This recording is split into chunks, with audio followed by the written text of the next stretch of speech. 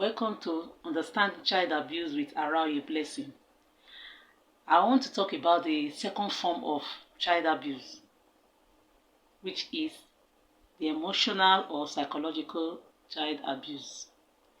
What is emotional abuse? Emotional abuse is the use of humiliating words, humiliating names, degrading treatment on a child. Other types of emotional abuse are isolating a child, criticizing a child, rejecting a child, belittling a child, constant criticism, withholding love, support, and guidance from a child.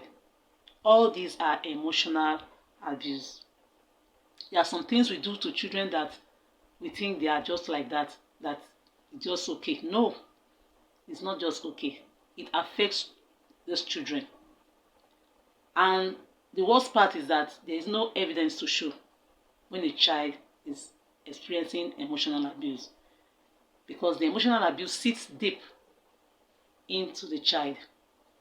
You can only see some behavioral acts that will make you to sensitively know that this child is being emotionally abused, or else you will not know. And it affects the child just the same way every other form of abuse affects a child. Shaming a child, criticizing everything a child does. Those words you think will make a child to sit up, when it doesn't make a child sit up. Instead, it sits deep in their heart. Those go and sit down, you can't do it, you are not good enough. Comparing a child with another child, that is emotional abuse. You are comparing one of your child to the other child or to his or her friend. It's emotional abuse because it affects the child emotionally, and it holds the child, makes the child to feel less of him or herself. I experienced emotional abuse firsthand during my childhood. I was called all sorts of humiliating names, degrading words were used on me from my own family. They didn't see anything good in anything I do. Anything I do was always criticized, and I bottled up. It hurts me. I felt bad.